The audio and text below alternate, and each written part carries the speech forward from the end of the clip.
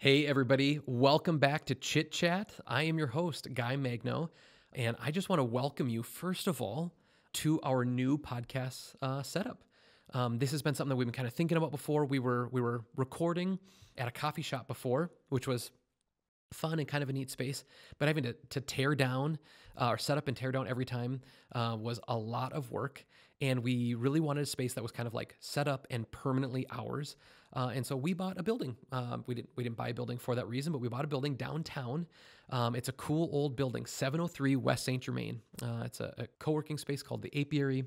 And when I walked in the basement for the first time, as excited as I was about everything upstairs, I was the most excited, I think, about this basement.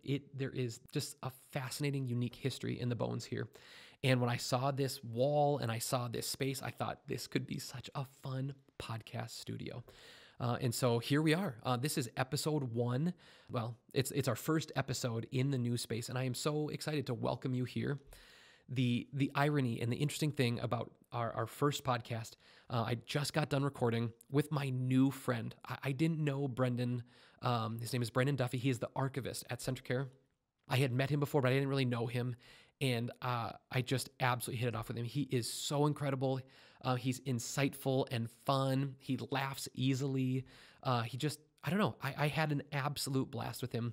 And we got to talk about Centricare and its history. Why are archivists important? What is an archivist? I guess we could start there.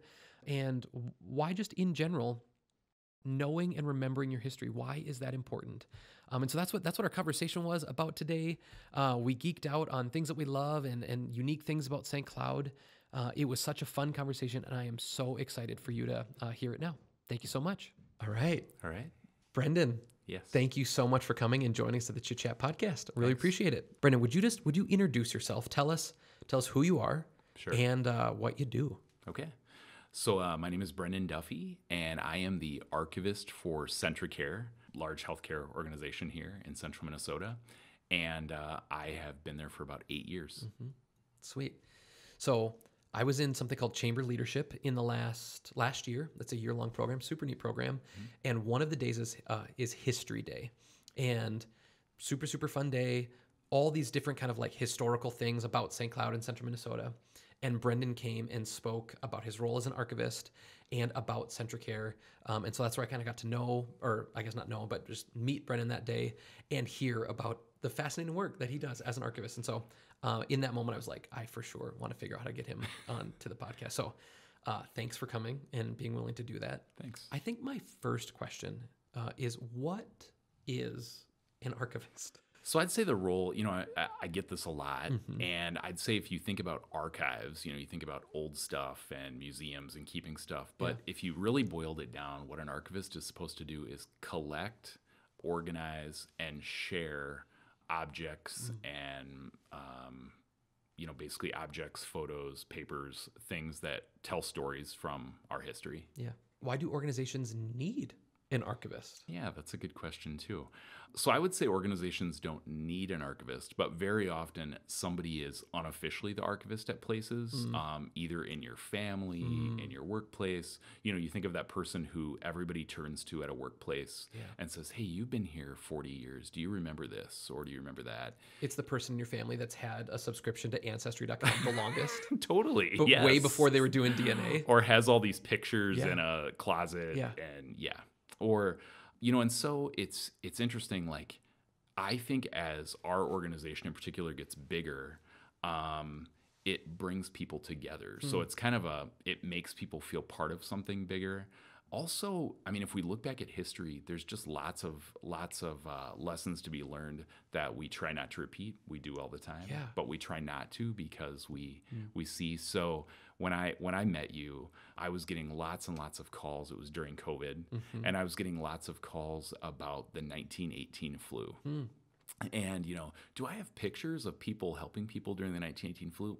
Heck no, they weren't taking pictures.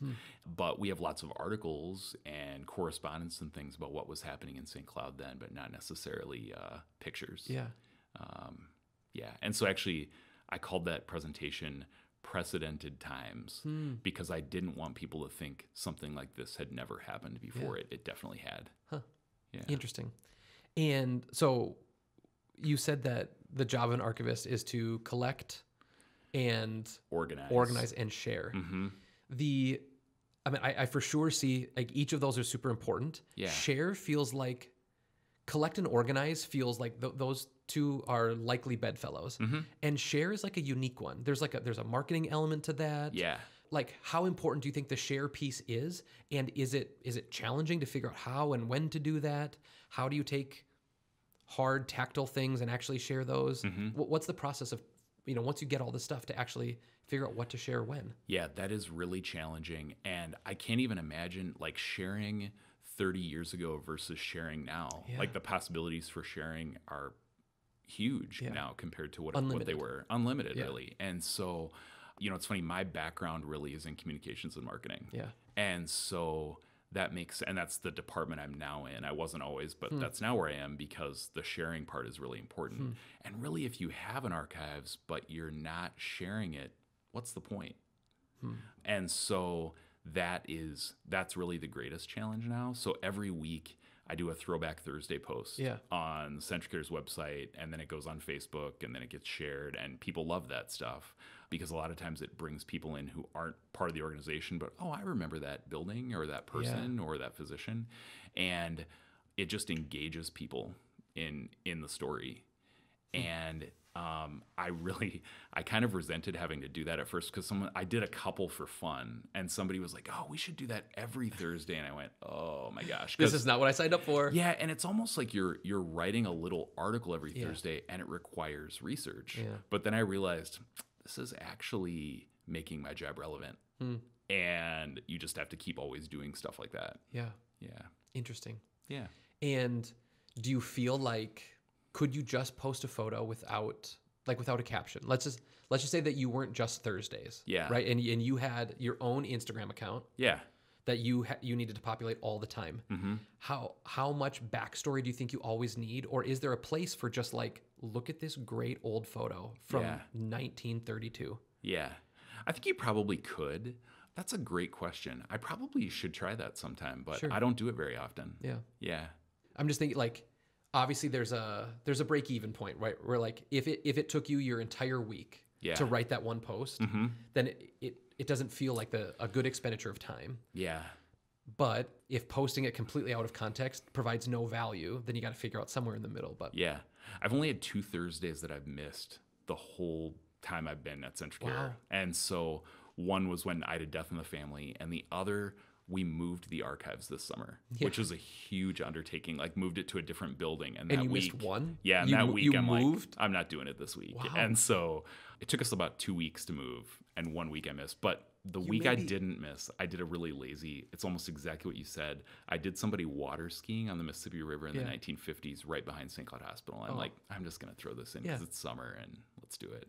You maybe missed. There could have been a fun opportunity. Yeah, the one that you missed. If you just posted a photo of just like from your phone of the archives being moved, and you're like, this is history coming, like this. That's true. Like I could do that. Yeah. Yeah.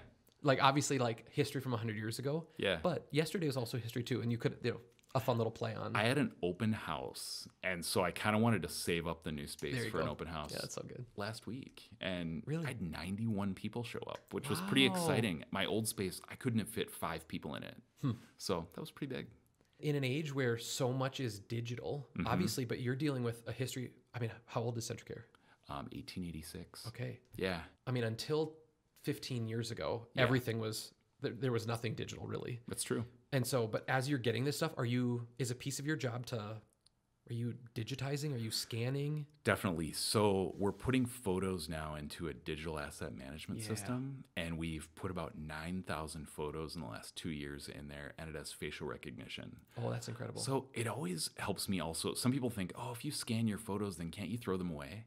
And I'm like, don't ever throw them away because you just don't know what the new technology could be and what it could do. Yeah. And so you get a high-res scan now of a photo, and now if I type someone, I'll go, oh, we have this person, this nurse who's worked here for 40 years. Do you have any pictures of her? Now I can type her in there, and it will bring up every photo she's in that we've scanned. One of the things that's kind of interesting about this like digital age that we're in is it feels, because it feels prescient. It feels like this is reality right now, but you're right. who knows what's coming? And if we start discarding things and the technology drastically changes, we maybe lose that. Yeah. I think there's a unique thing, and we're getting better because of things like, I think, the cloud, like cloud storage. But we could all go to grandma and grandpa's house right now, right? Or maybe like your childhood home, right? And there's that cupboard or that drawer, that box that you could pull out, and it's just full of photos.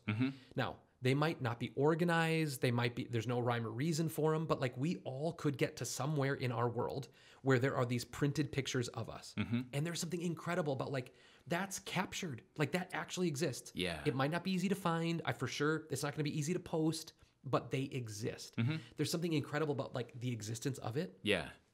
Like having a physical item. It's there. Yeah. And as soon as we switched to like, we got rid of actual cameras and all the early cell phone stuff and even early digital cameras, all of those photos, all those family photos, they all are on hard drives, right?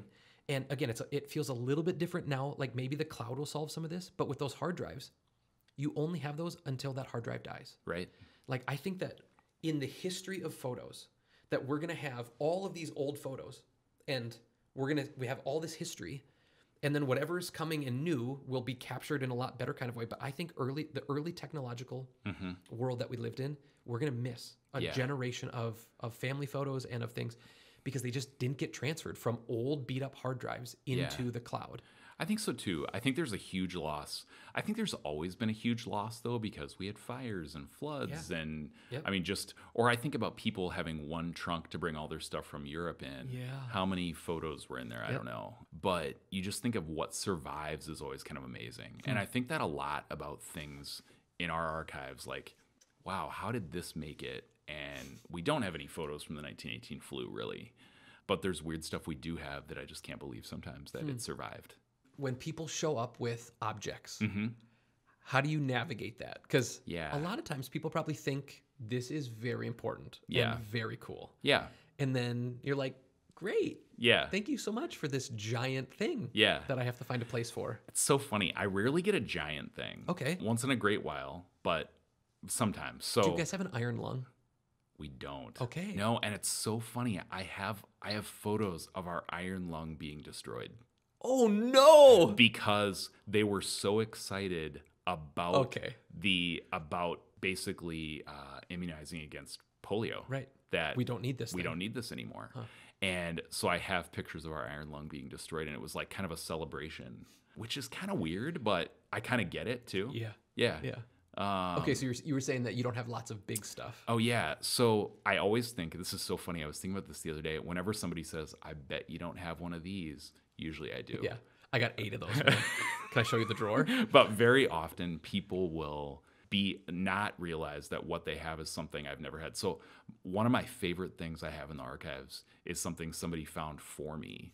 And I wanted one so bad, and somebody who was kind of a junker ended up finding one for me. And we used to have pillow radios in the hospital. And so this is weird, but we had our own radio station, and it was called WELL. I know. Of course it right? was. And the nuns were the DJs. Yes. And so I have pictures of nuns in full habit being DJs. And like with big headphones on and stuff? Yep. Yeah, and so good. Big equipment and turntables. And so WELL, you could get it along with, WCCO and a couple other stations on a pillow radio that was on the headboard of your hospital bed. And you had to put in coins that were like a nickel, but the coins all had a hole in the middle of them, and they said St. Cloud Hospital on them, and they were like silver type coins. And I actually got a radio coin last year. Wow. And the radios went away in the late 50s. So that's pretty old. Where did they find the coin? So they went to a coin dealer who collected these, but the radios were done by Dahlberg, which was a Minnesota inventor, and he made these radios. So we have Mr. Dahlberg installing the radios in the hospital.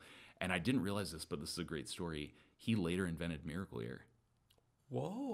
So he went out of the radio business, but he was always kind of a tinkerer, and he ended up inventing Miracle Ear. Incredible. Pretty cool. And do you guys actually have one of the devices? I don't. So I'd love one of the radios, but the coins are really cool because they say St. Cloud Hospital. So I'm like, I'd love one of those coins. But if you're listening and you just happen to have exactly an old radio-looking thing that looks pillow like radio, and it's made out of that like Bakelite stuff that's almost like plasticky from the 50s. Yeah, it's pretty cool. Fascinating. Yeah. So do you have a favorite object? Do you have a favorite thing that someone has brought? That's a really good question. Probably one of my favorite things in the archives, I like anything that you can tell a story with. And there was an ear, nose, and throat doctor who practiced for probably about 55 years in St. Cloud, really active at St. Cloud Hospital. He died in the early 80s. He had a cabinet in his office that was full of glass jars. And in the glass jars are things he got out of people's throats or lungs. And you guys have it? Yeah. Wow. And so every jar will say something like, Joe Smith, age 3, 1942. It's a penny. Lots of coins. So imagine the other stuff people get stuck. Coins. One is it's a Red Cross pin that has the back on the pin. Oh. And it was like a 2-year-old. And all I could think was, how did you get this out of this kid's throat in 1942? Wow. And then sometimes a lot of chicken bones. Okay. What beads. else? I bet you beads. Beads, jacks, those metal jacks kids used to play Painful. with. Yep, right. And also like lots of weird angles on that. Yeah. But I always thought that was interesting, and I thought there were several stories in there. Every one of those is a story. Yeah. And I think, did the person survive? I think so, probably. Right. But then I go, why did he save this? Is it like a trophy case? Mm-hmm. Which is okay. Yeah. That's an achievement. And it's neat that you guys got it, that it still exists. Yeah. Fun. In, your 8 years of collecting stories, is there, I guess it could even be attached to an object, but is there some story that you've learned or collected? Do you collect stories? Is that I do. So I've done about 125 oral history interviews with people who either worked at or were involved with the healthcare system for a long time. And, is there one story maybe kind of in particular that shares why you are excited about, that you could share with us, that kind of highlights why you're excited about collecting the stories of our people in relationship to healthcare here in central Minnesota? Yeah, that's a great question. One of the interviews I think that was the most meaningful and was really difficult to get was the attorney who was on retainer with the hospital for a really long time. Yeah. And then he actually helped them formulate the documents to form Centricare. So, one of my thoughts was, this is going to be really boring. It's like an attorney who's super legalistic, and getting him to sign the release form was difficult. And then in the end, he gave me a couple of the best quotes, because I kept asking him, so I don't know if you know this, but the St. Cloud Hospital, the sisters who founded St. Ben's started the hospital, and they ended up basically giving it to the community for $1. Yeah. And I remember asking him, a lot of sisters sold these hospitals for big money later. What do you say to somebody who said that, why did they not get a ton of money for this? Mm-hmm. Like, why would they not? And he just said, that was never in their nature. He goes, all of their motivations are about the greater good of the community. And so that would never have made sense to them. You do it because it's better for the community. And Centricare would never have been able to exist. We would have probably sold to a bigger place. Yeah. It wouldn't have been able to exist without that huge gift of the biggest flagship hospital, basically, for $1. Have you ever heard of other hospitals that have sold in that kind of way? Not really. Yeah. No. What a cool thing. Yeah. In what year did that transition happen? 1962. Yeah. And so it was 80-ish years old. Yep. And you think they built the St. Cloud Hospital, they took a $2 million debt out in 1926. That's a lot. Tons. And then 2 years later, the stock market crashes. And they carried that debt really for almost 40 years. And then they also worked there. Yeah. So tons of them also basically worked for free. Yeah. Yeah, it's pretty amazing. Really, really incredible story. Yeah. And I think I remember from the class, we had a nursing school as well, right? When did that happen? Yeah, so I was just looking at this last week because somebody asked me when nurses first had to be licensed in Minnesota, because a lot of times, we had things like midwives, and people just in the country would kind of learn from the last person who did it. And they really started regulating nurses being licensed in Minnesota in 1905. And so we started a nursing school in 1908. And it lasted till 1987. And I think 3,000 nurses graduated from the School of Nursing at St. Cloud Hospital. Wow. Which is a lot. And also, if you lived in central Minnesota and say you didn't have the money to go to school, or you couldn't have gone far from your family, that was a pretty big opportunity for a professional career. Yeah. One little question about the facial recognition. Yeah. So hypothetically, yeah, if you need to go look for a photo, right? And you can do it with you can do it digitally and Yep. go and search, oh, here's the photo that I was looking for. Yeah. Does the software also help you find the hard copy somewhere, or do you scan that and it just goes into some giant box and best of luck to the next person that needs to find the physical version of it? It's not linked to the digital asset management system. Okay. It could be, but it's not. Okay. I'm trying to think of how it could be, because we just have a filing system that we've had forever Yep. that we still use. Yeah. And we're just kind of systematically trying to put as many photos in there as we can. So I think you had said you've done 9,000 images. How many more are there? Oh my gosh. I mean, we could easily have 50,000 images in there. And we're really trying to also do the core images. So like I did the laundry one day, and it was like, okay, if we have 100 images of the laundry, let's pick 20 and do them. And you kind of pick ones that show really cool equipment or special things. Like they got the first folder, that we ever got. Could fold sheets instead of two people having to sit there and fold sheets all day. Yeah. So that kind of stuff was big. Interesting. And if you have the story that goes with it, so you're like, this was taken in 1961. It was the first folder we ever had. It cost, $8,000. I wonder if there'd be some way to like source stories using photos that, like, I know that this photo is Centricare. Well, I don't know anything about it. Have you ever done any of that and just like posted and said like, I need help? Can you help me understand what this is? A couple times, but probably not as much as I should. Sure. Why do I feel like that should be like a Mystery Monday or something like that? That could be super But fun. let's not put that in here because somebody will hear it and think that's a good idea. Scratch. Yeah. I mean, I think I have a lot of photos like that actually.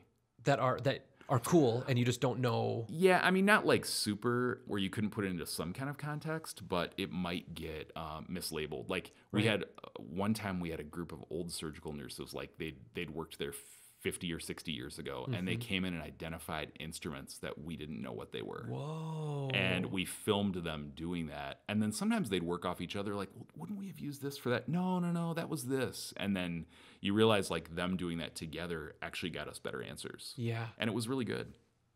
Huh. Almost like some like listening sessions. Totally. Are you north of 80? And did you work here? We'd like to buy you a cup of coffee. Actually, it is like that. Yeah. Yeah. That's really cool. Yeah. Fun. It was fun. Okay, so you spent a lot of time thinking about the past and the history of Centricare and the history of our community in relationship to healthcare, and how do you take what you do and help think about the future in relationship to where we're going as a community, where we're going in healthcare in light of our past? I guess one thing I really think about is, so when the sisters got kind of asked to go into healthcare, there was one physician who'd gone to, this is in the 1880s. So this physician had gone to the top, surgery school, Rush Medical School at the time in Chicago. He moves to St. Cloud and, is trying to do surgeries and also operate a hospital that was like a house, because hospitals back then would be like those yellow brick houses that are still in St. Cloud. There'd be 3 fireplaces and lots of stairs, and not basically ideal for people to be in. Didn't we have a fire in one of those? We did. Yeah. Actually, the one that's still standing. Oh, okay. Which is now Place of Hope. Yeah. The top 2 floors burned when it was 5 years old. And so lots of wood, all that kind of stuff. And so he asked the sisters if they'd consider going into healthcare. They'd never been in healthcare at all. They didn't have a lot of money. So they asked the city of St. Cloud for $10,000. And in that letter, their plea, they were also dealing with, St. Cloud then had been settled by, people from the East, like colonial descendants who were not Catholic. Yep. They didn't necessarily think the nuns were trained in healthcare, which they actually weren't. And they didn't know if they would help other people besides just the Catholics in the area, who were pretty new actually at the time. So they didn't get any money, but then eventually they did go into healthcare anyway. And in that letter, though, they said we would take care of anyone regardless of creed or ability to pay. They said all these things. And I love that letter. It's handwritten in really great cursive. And do you guys have it? We do. That's a good one. I mean, we have it blown up because I think it still shapes what we're doing. Yeah. But who the other is has changed throughout our history. And so at the time, I looked in the 1922 annual report, and it was all these people who worked on the railroad were cared for at the hospital. So it's so funny. But people identified however they identified themselves was how they come through in statistics. So it'll be like we had 174 pupils and 85 students. I'm like, okay, those are the same. Yeah. But we had Turks, which I'm like, Turks were in St. Cloud in 1922, and I think there were 3 or 4. But I realized they worked on the railroad probably. Yeah. And so, and the religious, I mean, there must have been 100 religions treated at St. Cloud Hospital in 1922. It was fascinating. Yeah. Because I always think, oh, there were probably a couple of groups of people who sort of learned how to get along. There were a lot more than that. It was more diverse than I expected. Yeah. I bet you the river has a piece, like just major thoroughfare with, with the river. Yeah. It was interesting. And railroad, obviously. Yeah. Interesting. Yeah. Do you have all of the annual reports? I have most. I have them for sure going back to the 20s. Again, it could be an interesting thing since we're in 24. Yeah. Like if you had them, like this is what we were thinking about 100 years ago. Yeah. Like as the big annual report comes out every year for Centricare, Yeah. like if you had your own little and this is what we were doing 100 years ago. Yeah. That could be a fun little piece of content as well. Yeah. I think people are comforted by knowing that we've been through tough times before. And I think that helped a ton during COVID. We talked a lot about the 1918 flu. We talked a lot about polio with vaccinations. We talked a lot about, just lots of crises we've had in our past. And there have been lots. Yeah. And I think people are comforted by that because you can get so myopic about your situation. Yeah. Yeah. Very easy to do. Yeah. Very, very easy I'm talking like I figured it out. I haven't. Right. Yeah. And when you do, you let me know. I will. Yeah. Well, fun. If somebody wanted to get into the profession of being an archivist, the job of being an archivist, how would you encourage someone? Yeah. I think, can I go back to one thing that we were talking about before? Please. This is kind of interesting, but there's also there's different kinds of archivists. Okay. And so when I first got into this profession, there's a group in Minnesota of archivists, and I was shocked at how many people are in it. But they were trying to put me into the religious archivist group because, St. Cloud Hospital, the nuns started that. It should be he should be in the religious archivist. And I got in there and I thought, this isn't where I should be. So I started hanging out with the corporate archivists. Okay. It was super interesting. And I realized that the people who do that are definitely they're very into the sharing part because you're always kind of like working with the public relations people at whatever business you're in. And it turned out it's like General Mills has an archivist, Target has an archivist, Red Wing Shoes has an archivist. For sure. Toro has an archivist, Polaris has an archivist, the Minnesota Vikings has an archivist. Yeah. So those are the people we get together once or twice a year. And it's fascinating. We kind of talk about how do you handle this kind of stuff or what do you do with that kind of stuff? And that is really, and those people I would say are less in the librarian mold and more in the communications and marketing mold, which isn't bad because we learn from each other. Yeah. But you probably you need both. Definitely. Those. Yeah.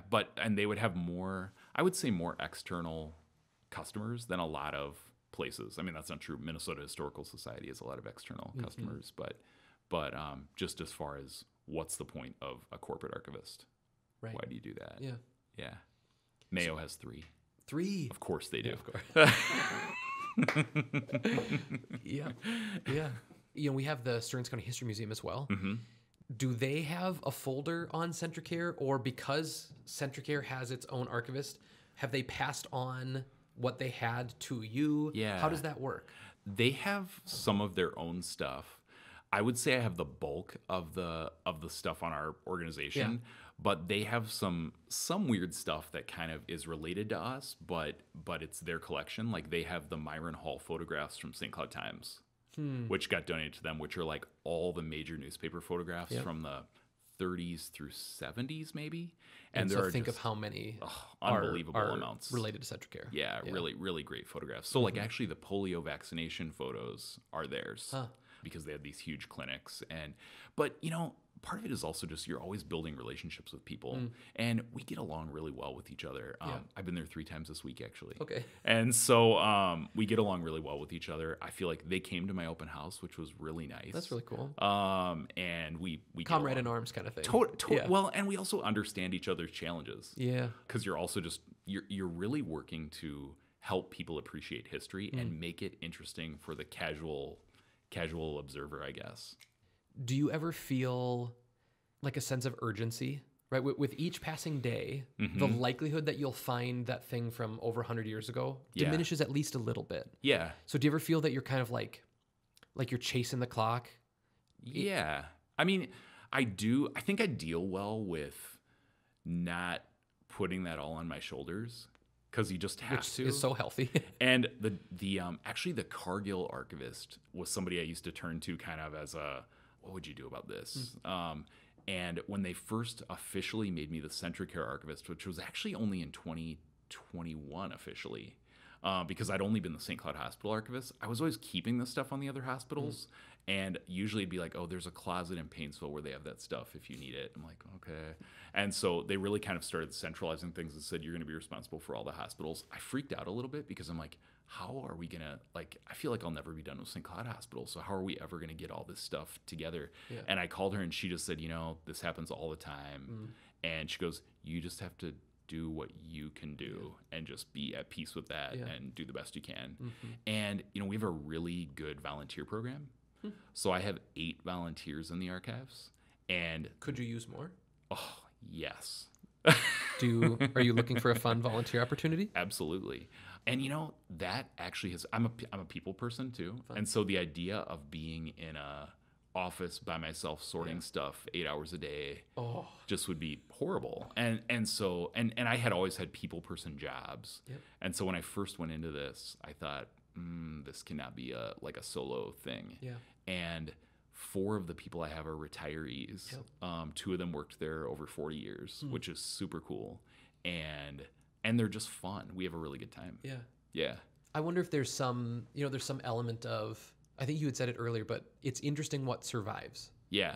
That's for sure a piece of the equation, right? Definitely. And so obviously you can only do what you can do. Yeah. And then there is a unique facet or a unique piece of this whole thing, and that obviously you're not going to capture everything. Right. And the things that you ultimately find are the things that you were kind of supposed to find. I think that I don't want to say that because I don't know if that gets too into belief or something. Sure. But, or I don't know, fate or something. But I kind of believe that sometimes. You find sort of what you're supposed to, or I don't know. I sort of believe they help you find what you're supposed to find. The ghosts. Not ghosts literally, but you know what I mean. Interesting. Yeah. So I think also some of my volunteers are in it for various reasons. A couple of them would never be archivists. They're not necessarily into archives. So that kind of gets back to if somebody wanted to be an archivist. Yeah. I think actually getting involved in, volunteer at an archives or a museum or a library and see if you like it. Yeah. But a couple of them just really care about the organization. Yeah. So one of them worked at St. Ben's, the nursing home, for 42 years. And I had 4 boxes of pictures that none of them were labeled. And I asked their director, I go, is there anybody who could help me with this? And I called her up, and she had retired in 2020. And she said, yeah, I'll do it. And she's one of my best volunteers. She's absolutely great. Cool. Yeah. A little bit ago, you had said, I'm not sure I'll ever be done with St. Cloud Hospital. Yeah. In relationship to you've got these new hospitals to kind of manage. Yeah. Can you get to the end? That's a good question. I guess you have markers. I love saying we've scanned 9,000 photos because I like to feel man, are we even getting somewhere here? Yeah. But I need stuff like that to stay motivated and feel like you're accomplishing something. Yeah. So yeah, I think you could get to the end. But I also love the idea that you never fully know a person, or you never fully know a story. You get glimpses into stories, but I kind of love that you never have all the answers. I was going to say, how would you know that you got to the end? You don't. Yeah. Yeah, and that's true about people, too. I mean, I wrote a 350-page book on the history of my family, which is really how I got into this in the first place, and realized, I think I could do this for a living. I like it. And I realized when you're looking into all that stuff, even if you're, in a family, you have more intimate information. I can interview my great aunts and uncles, and you just never know everybody's motivations and why everybody did everything. You can guess and you can have evidence, but you don't always know. What happens when you find stories that are unseemly or unsettling, right? So I got there not because of organization, but because of people. Just thinking through I'm just thinking in my family, you don't have to go far back where there's lots of hard, there's lots of sad and lots of hard, you know? And so it's an interesting thing to if you're going back and digging, you're now the holder of some of that stuff that maybe let sleeping dogs lie, but you do that for work. Yeah. And of course, I mean, it's an organization made up of hundreds and thousands of people. Yeah. So for sure, there are going to be things that are like less glamorous. And so how do you navigate some of that on behalf of your employer and on behalf of like, man, this is the story that's here? I mean, we don't have, this is kind of funny, but access to archives is sometimes really like a tenuous issue, I guess I would say. Like on who has access to Yeah, on who has access. Yeah. And, 90% of our archives, I would say, would be open to the public, but we always have a certain part that's restricted. Sure. And anything that includes patient information, which I really try to have nothing that has patient information, but like those bottles, I could never display those because The they actual actually have names are patient on there. information. When you started to say what it was, I was like, oh my word, is he going to say a name? And then you said make it up. Yeah. But there are very few things that have actual patient information or anything identifiable on them. But anything like that's restricted. Yeah. There's certain things in our history that would be, not happy times or not flattering. I can think of, I have one section that's critical incidents. And there's 4 or 5 things that were they definitely would have been in the news. Yep. But do we discard that stuff? Absolutely not, because if one of the goals is to not recreate things, like holding that information somewhere makes sense. We often call it whitewashing the archives, and that's not what archives are supposed to do. They're collecting the information. This is part of our history, and you save it. All my corporate archivist friends have that too. Like General Mills had some really bad racial cereal boxes at certain times that they said we don't just let anybody in and take pictures of them and start posting them. Kind of like, what research are you doing? How are you going to use this? Yeah. But they don't get rid of them because they're an important part of their history. Huh. Yeah. Man, what a fascinating, fascinating world and things to juggle. Okay, so for work, as you engage in, 140-ish years of history, there's the good and there's the good and the bad. But you had mentioned that like you also did your families. How did you approach some of the pain or some of the challenge in your family history? Yeah, I guess I think it's kind of similar for work or for family history. There's just these themes that come out that I think just unite people. Like I really have this core belief that people are more alike than they are different. Sure. Anybody you meet in the world, like we obviously have different experiences, different beliefs, but in general, people want the same things out of life. Yeah. And so, all these stories really are stories of like love and loss and resilience and, hard work. We have all these, but the themes are really pretty similar. Yeah. And so how we tell them and how people get there is what makes it interesting. And what we don't know sometimes makes it interesting. And I'm always okay with leaving some stuff that we just don't know. Yeah. But like I had a great-great-grandpa who allegedly went out for a loaf of bread and never came back, was the story that we were told. And it turned out he was 26. It turned out that he lived to be 90 years old and had 2 other wives. Okay. And I found him. And was he still alive? Oh, no. Oh, he had died. Okay. But I definitely traced him through his whole life, and he changed his name a couple times, and so I thought, historical sleuth. That's super. I love that kind of stuff though, because of course I go, how the heck did this happen? Or back then, what was the deal? I've helped 4 people find their birth parent through DNA. Yeah.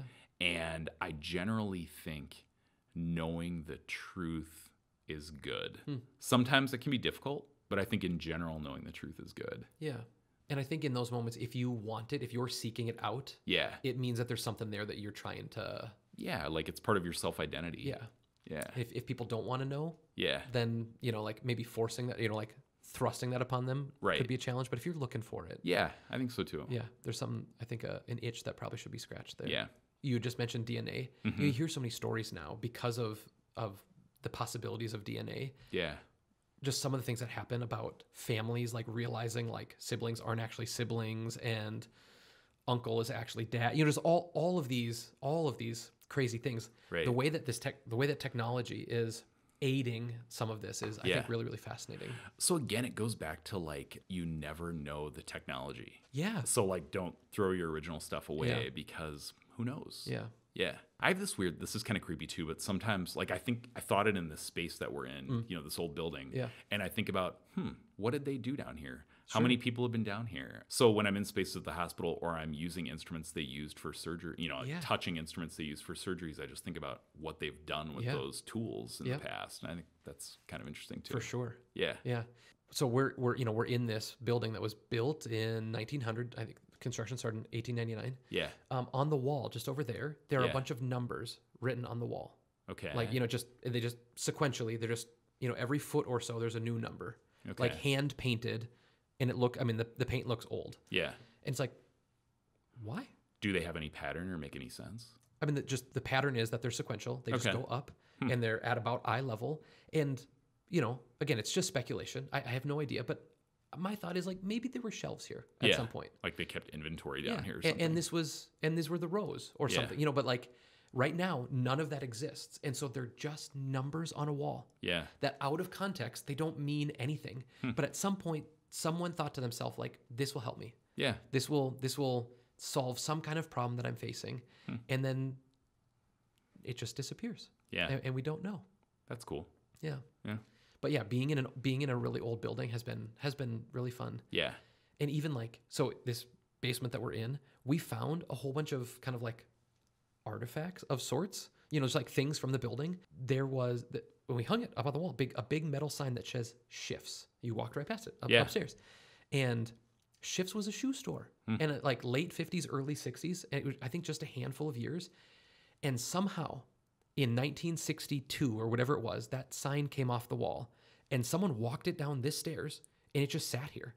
And it's just been here. And think of how many owners have different people have owned this building. And so when I found it, I was like, because we were throwing stuff away, like trying to figure out what's junk down here. And I was like, there are a whole bunch of business owners that have walked down these stairs for the first time after owning this building and thought to themselves, what do I get rid of and what do I throw away? Yeah. And that sign, thankfully, no owner before me threw that sign away because it's a cool old sign. Yeah.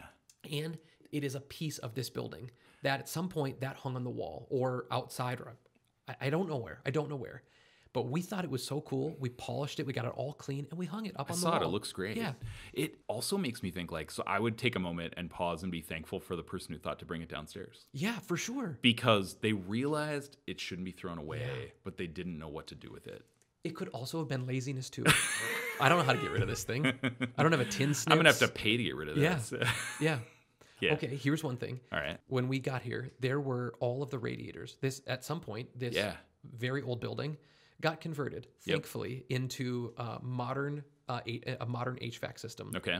But that means that probably 20 plus giant, heavy, all metal radiators weren't needed anymore. And they all somehow made it down the stairs. So none of those radiators live down here because you wouldn't do that. Yeah. But from the 2 floors above us, they took these radiators. And I think because how do you get rid of them? They're cast iron. Cast iron. Yeah. And they brought them and they were down here, a big giant pile of these. Wow. And it took a day and some serious work and ingenuity. How do you figure out how do you get these giant heavy things up? What'd you do with them? I was going to scrap them just because there's so much metal. We had no need for them. And we took them outside and out the back alley, and I set them in the back alley.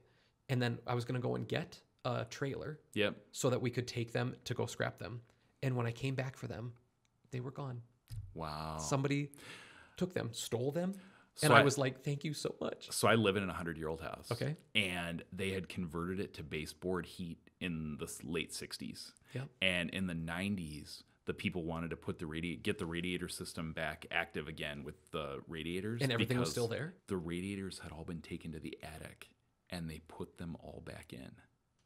And they look amazing. Yeah. And it's like this radiant heat. They're awesome. It's phenomenal. I've never lived in a radiator house before. They're great. So if somebody had an old house and they wanted it to look authentic and they had the boiler system in and everything, you could actually use those. Well, it's pretty cool. They're out somewhere in our world. Somebody is. Actually, don't you love not throwing them away, though? Yeah. I mean, the idea that somebody can use them, great. Yeah. So, not filling the landfill. Well, I don't think they would have gone to a landfill. I think they would have gotten melted down and, they'd be in a Chevy someday. Yeah, you're right. They would. Yeah. And I think that's probably what ended up happening. Yeah. I think there were real dollars there. Yeah. But it was an interesting thing. And that was one of those things. The shift sign, it can't go. Yeah. But thousands and thousands and thousands of pounds of cast iron. We can't keep. So I would be obsessed with finding out like who ran Shift Shoes. Do they have a kid still around who'd remember? And yeah. So I called. So I am interested in this, and so I called. I called the History Museum on one of the days that they weren't open, and then I called on one of the days they were open, but they didn't have anybody in the place for me to go, and so it's on my list. But they told we're me all short-staffed. Yeah, for sure. But they said they have I told them our building number. They said we have a file. I bet they do. Yeah, and so I'm excited. I'm going to go and see what. Nice. Yeah, what this building has been. I've heard of Thielen's Hardware when you said that was in here. I've heard of that before. Yeah. Yeah. It's cool. Or and Thielen, maybe. Yeah. I think one of the things that's kind of fun about this, again, because my reality is ultimate, right? Like I wake up in the morning, I open my eyes, and I need to use the bathroom, and I need to get ready because I need to go to work, and like we're aware of our reality. Yeah. We own this building right now. Yeah. Right. And there's like kind of an ultimateness to it because like it's ours and I have to pay the bills on it and all of that stuff. Right. Mm-hmm. But it won't be mine someday. I have no idea when that will be. Yeah. But like I'm just a steward right now of this incredible old building that is full of all of these old stories, which include the Thielman and Sons, includes Schiff's Shoes, includes St. Cloud Taylor. We found a photo and hung it. Wow. And then Thielen Advertising and now Apiary. Like we're just a little piece of that. That's and cool. Someday we're going to hand it off and hopefully someone doesn't get rid of the Shift Shoe sign. Yeah. I think people were, I think the people we bought our house from were happy that we didn't want to gut it. Yeah. They cared about it being sort of historically You weren't going to maintained. shellac it and just turn it into something modern. Yeah, or put like a master bath where the, porch is or something. Yeah. That's cool. Yeah.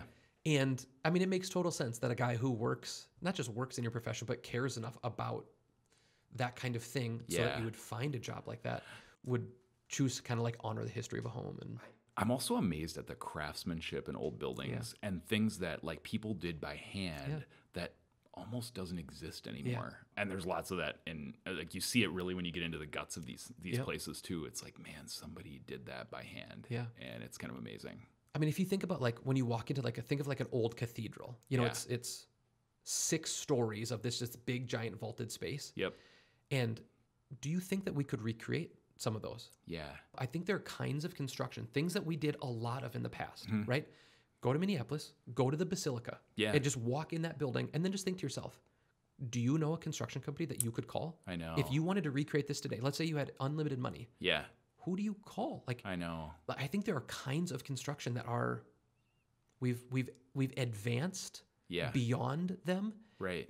And I think we've regressed into I don't think we could do some of that stuff. And so there's something fun about holding on to that stuff because it's a signpost to this thing was incredible. So the St. Cloud Hospital took 2 years to build. 2 years to build. And the architectural plans are so detailed that, and they were concerned about, are the materials we're using from Minnesota, or if they're not from Minnesota, are they from the Midwest? They were trying to that all sounds so modern. Patronize local artisans and all that kind of stuff. And so I had a guy who just called, this is just 2 months ago, and he lived kind of in the hospital neighborhood. He'd worked at the hospital for a long time. And when the hospital chapel was renovating in 1990, they were getting rid of these cast iron gates that hid the radiators. Yeah. Because we didn't have radiators anymore. And so they didn't need these cast iron gates. And they were really ornate and had all of this fancy metalwork on them. And he said, I was sad they were getting rid of them. And so I asked if I could buy them. He said, so I bought them for really a song, not much. And I incorporated them into the garden in our home. And we've lived in our house for 40 years. We're moving. Would you like And I'm wondering if you'd like them. And so I called the facilities guy at the archives. Now, the craziest part was I found pictures of when the hospital opened. I looked at the architectural plans. I could find pictures of the gates when they were being formulated, like what they were going to look like in the architectural plans, where they were. And so the guy in facilities at the hospital appreciates history. He goes, I think we should get them back, and they should be somewhere at the hospital. Yeah. And so we're going to try to do that. Wow. And so he got a skid loader and 3 guys from the hospital maintenance crew over there, and they got them out safely because they were selling the house, but they'd been like welded. And so we got them, and the guy, he donated them. Yeah. Isn't that nice? That's really cool. I mean, but it's like such a, and I said, we have to do something to honor that he took good care of these and donated them back because that's part of the story now. Yep, for sure. Yeah. They lived for 40 years. Yeah, and he worked at the hospital, and he just said, when I used to go in there and just like take a break and reflect, I loved those gates. I thought they were pretty, and when they were, getting rid of them, I said, could I have them? Yeah. I thought it was a cool story. Fascinating. Yeah. Well, sweet. Brendon, I am so thankful for your time. This was a really fun, really fascinating conversation. Thanks. Best of luck as you continue to document not just CentraCare's story, but really, I mean, it's our story, right? It's the story of healthcare in our community. Yeah. So thanks for coming on and doing that. I appreciate it. One thing that we ask every guest, do you have an unpaid advertisement? This is just something that you think our audience would be blessed or benefited by knowing. Yeah, I think if I were going to tell someone, just a recommendation, spend 20 minutes with somebody either in your family or in your workplace who's older than you and talk to them about their experience. Ask them when they were their happiest, or ask them something about their life that you don't know and get them to share their story with you a little bit, because we're on our phones way too much. Great. That's true. Well, sweet. I think my unpaid ad it's for fountain pens in a similar kind of way. I mean, this is a new fountain pen. That's cool. But fountain pens are old. Like, it's an old tactile thing. And I have loved, I got in the last couple of weeks, I kind of got into fountain pens. Yeah. Which is a dangerous thing. I've already got watches and stuff like that. But I love it. I love that it's. Do you have to fill it yourself? Yeah. Okay. Yeah. It's real deal. That is really, you could make a big mess. Yep. You can absolutely make a big mess, but there's something fun. I think it ties you. I mean, uniquely, it kind of ties you to the past a little bit. Yeah. And it ties you to the moment. Like, while you're writing, you have to be a little bit more aware of what you're doing. And I think that's so much fun. Cool. Well, sweet. Brendon. Thanks so much. Really appreciate having you on. Thanks.